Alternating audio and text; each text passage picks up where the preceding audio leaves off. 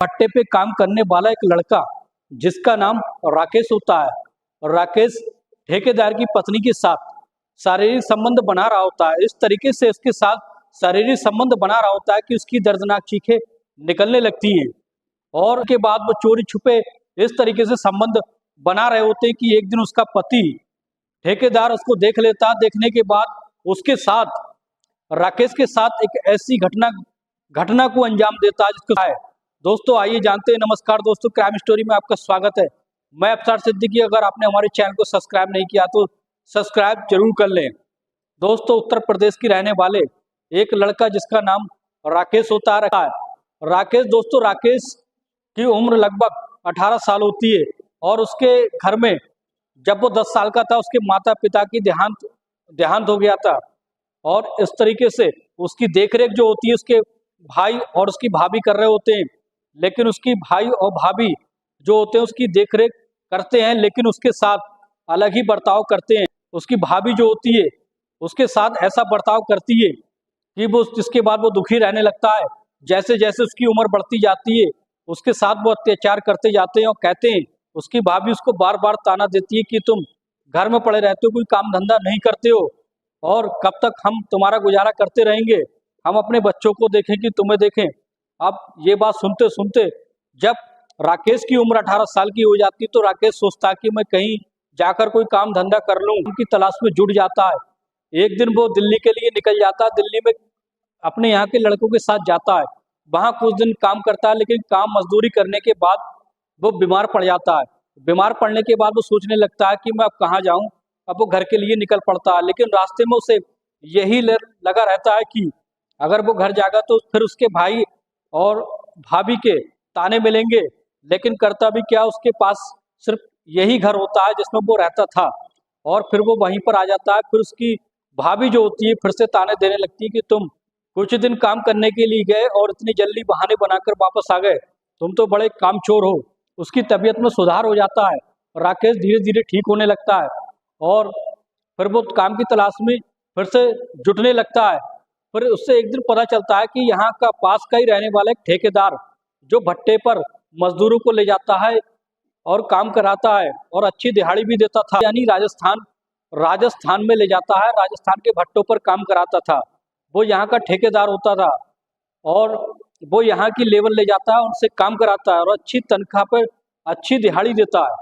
जब ये बात राकेश सुनता है तो राकेश तुरंत ही उसके पास जाता है और उसकी तलाश करता है। जैसे ही ठेकेदार से उसकी बातचीत होती है और ठेकेदार से कहने लगता है कि मैं भी वहीं ईंट के भट्टे पर जाऊंगा और वहीं पर अपना काम करूंगा।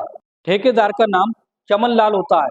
चमन लाल जो होता है उससे पूछता है क्या तुमने पहले कभी कहीं किसी भट्टे पे काम किया है? तो राकेश कहता है नहीं, मैंने आज तक किसी भट्टे पे कोई काम नहीं किया है, लेकिन मैं धीरे धीरे सीख जाऊंगा। अब चमन लाल को जो होती है वो लेबर की बहुत ज्यादा जरूरत होती है और इस तरीके से वो कहता है कोई बात नहीं, तुम मेरे साथ चलो, मैं तुम्हें एक ऐसे आदमी के साथ लगा दूंगा जो तुम्हें कुछ ही दिन में भट्टे पे काम करना सिखा देगा। जब चमन लाल कहता है कि तुम्हें पैसे की जरूरत तो नहीं है, क्योंकि ऐसा होता है दोस्तों, जो लेबर के ठेकेदार होते हैं, भट्टे के ठेकेदार होते हैं, वो लेबर को पहले ही एडवांस में पैसे देता है।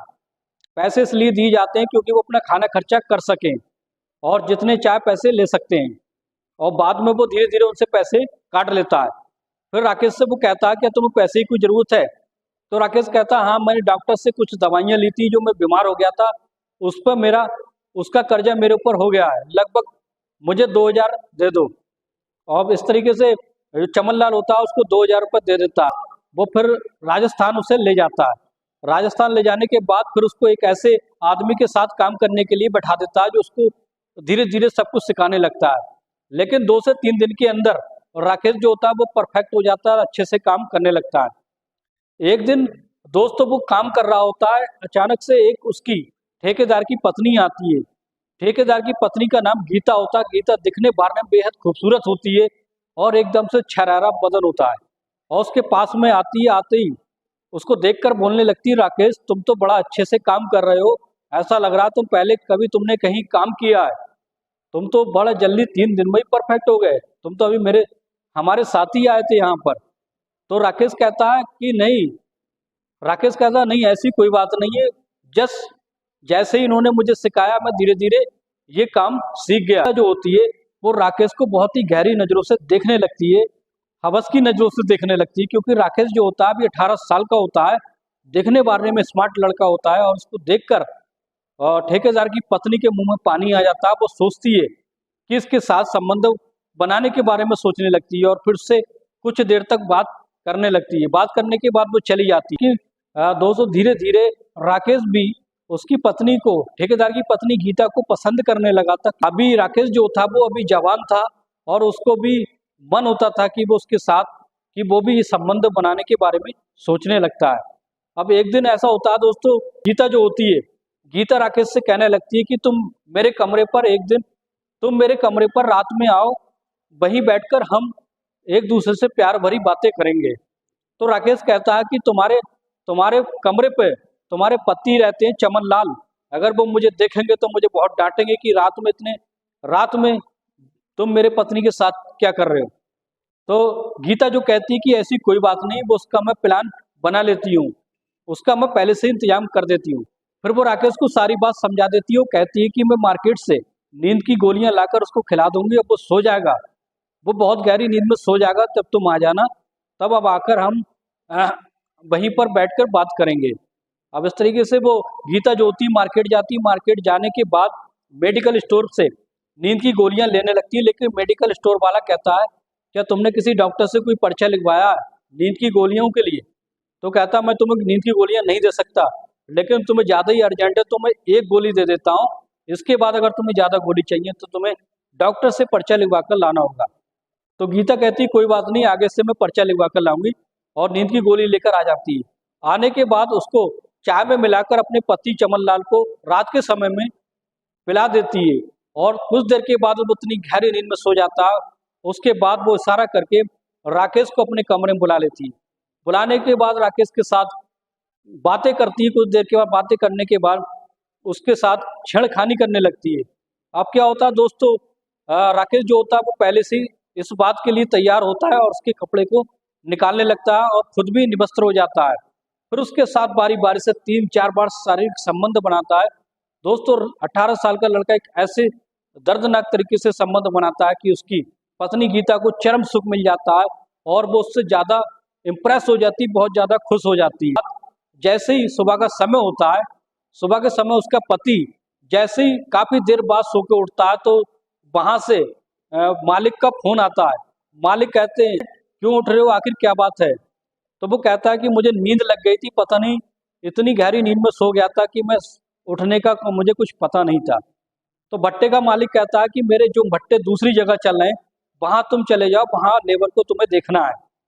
वहाँ से भट्टा लगभग 50 किलोमीटर दूर एक दूसरा भट्टा होता है उसी मालिक का, तो वो चला जाता है। वहीं जाकर चमन लाल रात के समय में रुक जाता है। अब तो गीता को पूरा मौका मिल जाता है राकेश के साथ अपना समय बिताने का। अब वो राकेश के साथ फिर जैसे ही वो चमन लाल उस भट्टे पर चला जाता है, जाने के बाद 2-3 दिन तक वो उसके साथ, राकेश के साथ गीता जो होती है शारीरिक संबंध बनाती है। एक दिन ऐसा होता है दोस्तों, गीता जो होती है भट्टे के बाहर टहल रही होती है। टहलने एक दिन उसका गड्ढे में पैर पड़ जाता है, उसे मोच आ जाती है। मोच आने के बाद राकेश जो होता है उसको उठाकर ले जाता है, अस्पताल में एडमिट करा देता है, उसकी पट्टी करा देता है। और फिर वो अपने पति चमन लाल को फ़ोन करके कहती है कि मेरा जो पैर है वो बिलौच गया है, इसलिए मुझसे कोई काम नहीं होता है, तुम जाकर मेरी बहन को गांव से ले आओ, वो कोई काम धंधा कर लेगी, यानी खाना पका लेगी, और भी जो परेशानी है वो हल हो जाएगी। अब उसका पति चमन लाल जो होता है उसकी बहन को जाकर ले आता है। उसकी बहन भी उससे ज़्यादा खूबसूरत होती है दिखने वारने में। उसका नाम सरिता होता है। सरिता अभी लगभग 18 साल की उतारने में वो गीता से भी बेहद खूबसूरत होती है। गीता के पास आता था तो गीता और सरिता की मुलाकात राकेश से करा देती। राकेश और उन दोनों में काफ़ी अट्रैक्शन हो जाता है, दोनों एक दूसरे को चाहने लगते हैं, प्यार करने लगते हैं। पता गीता जो होती है मार्केट में किसी काम के लिए गई होती है, और उसका पति चमन लाल दूसरे भट्टे पर गया होता है। तभी वो राकेश जो होता है वो उसकी गीता की बहन सरिता के साथ शारीरिक संबंध बनाता है। संबंध बनाने के बाद उसके साथ शादी करने का फैसला कर देता है। लेकिन दोस्तों क्या होता है, इस बात की जो भनक होती गीता को नहीं लगी होती, ताकि गीता सरिता को ये पता चल जाता कि गीता का और राकेश का दोनों का नाजायज संबंध है। और इस तरीके से दोनों में ये एक दूसरे के बारे में पता चल जाता है कि गीता और सरिता दोनों के साथ राकेश संबंध बना चुका है। अब वे खामोश रहती, जब भी उन्हें मौका मिलता गीता और सरिता दोनों बारी बारी से राकेश के साथ संबंध बनाती। वाले को शक हो जाता, शक होने पर वो जैसी कमरे में जाकर देखता है तो राकेश जो होता है गीता के साथ संबंध बना रहा होता है। वो उसकी वीडियो क्लिप निकाल लेता है। वीडियो क्लिप निकालने के बाद उसके पति चमन लाल को जब दिखाता है तो चमन लाल का खून खौल उठता है। जैसे ही उसका खून खौल उठता है, आते ही वो राकेश को हाथ पैर बांधकर उल्टा लटका देता है, उसको बुरी तरीके से मारने पीटने लगता है। भट्टे की सारी लेबर इकट्ठा हो जाती है और कहती है कि तुम इसको क्यों मार रहे हो, क्या वजह है। तो वो कहता है कि मेरे पत्नी के साथ गलत हरकत करता था, उसके साथ संबंध बनाता था और उसकी साली के साथ भी संबंध बनाता था। अब वो इतना मारते मारते उसको अधमरा कर देता है। लेकिन जैसे ही उसको लेबर वाले छुड़ा लेते हैं, छुड़ाने के बाद उसको अस्पताल में राकेश को भर्ती करा दिया जाता है। लेकिन वो उसकी हालत इतनी खराब होती है कि वो अस्पताल में ही दम तोड़ देता है। अब क्या होता है दोस्तों, जब पुलिस को ये मामले की खबर होती है तो पुलिस जो होती है चमन लाल को ले जाने के बाद उसको सजा हो जाती है।